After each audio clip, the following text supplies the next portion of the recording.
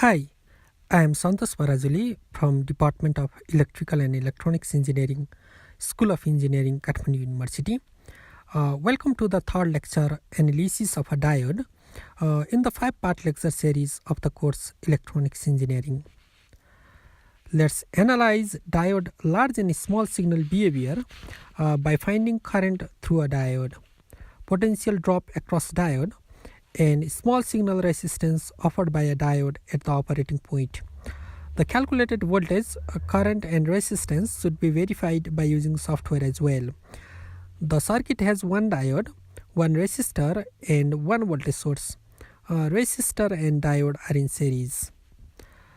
Some basic concepts are needed to solve this nonlinear electronic circuit, and these concepts can be generalized to solve any nonlinear circuits with diode. A. There must be consistency in assuming the polarity of potential drop across an electronic device. B. One should always be aware of the fact that current through a resistor is not equal to voltage over resistance, but is always equal to voltage difference over resistance.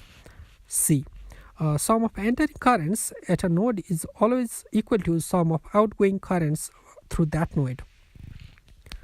D.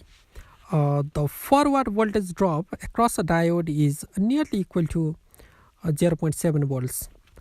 Diode does not follow Ohm's law. E. Small signal resistance offered by a diode is operating current dependent and is given by 26 millivolts over operating current ID. In this circuit, current through resistor is equal to current through diode. Assuming forward diode drop as 0.7 volts, the current in the circuit is 2 minus 0.7 over 1 kilo ohms, which is 1.3 milliamperes. Drop across resistor is 1 times 1.3 or 2 minus 0.7, which is 1.3 volts. The small signal resistance offered by the diode is 26 millivolts over 1.3 milliamperes, which is nearly equal to 20 ohms. To verify small signal resistance of the diode is 20 ohms, let's apply a small disturbance of 100 millivolts peak around 2 volts as shown in the figure. If diode offers 20 ohms resistance, the output voltage should be 20 ohms over 20 plus 1 kilo ohm times 100 millivolts.